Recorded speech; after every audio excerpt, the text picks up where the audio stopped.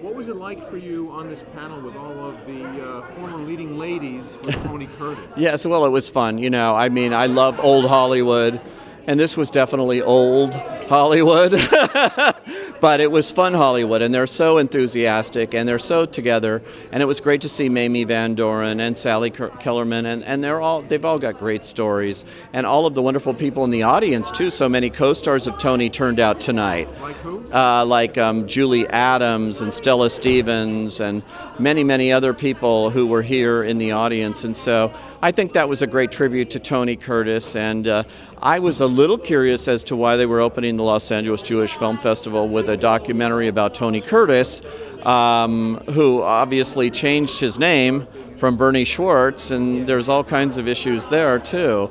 But didn't he have to? I mean... In that era, obviously, Rock Hudson and Rip Torn and Tab Hunter were the names to go, and he wanted to be a movie star more than anything.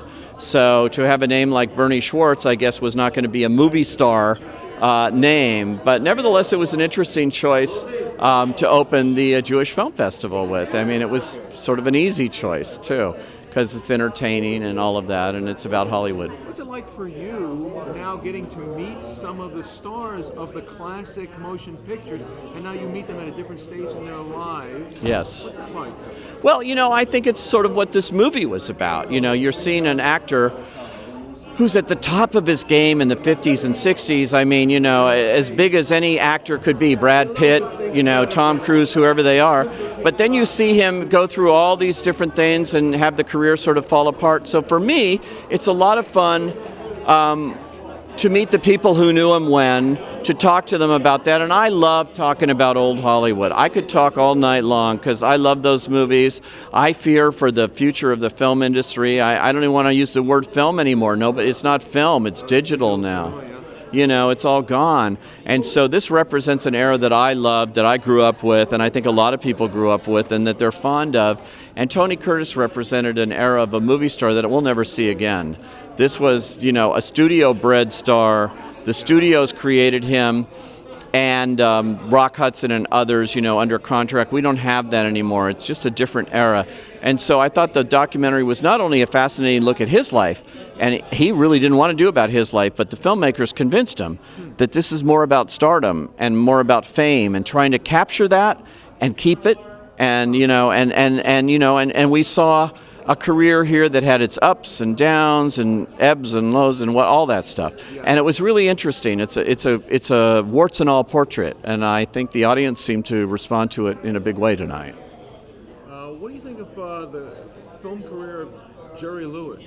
You think he's been well recognized enough for it? Well, no, and I don't think Jerry Lewis has been recognized. It will tell you that either. He's been recognized by the French, but Jerry Lewis was, unlike Tony Curtis was never recognized by the Academy of Motion Picture Arts and Sciences. He had one nomination in his career. Jerry Lewis had none, but at least he did receive, about 5 years ago, the Gene Herschel Humanitarian Award for his work with muscular dystrophy.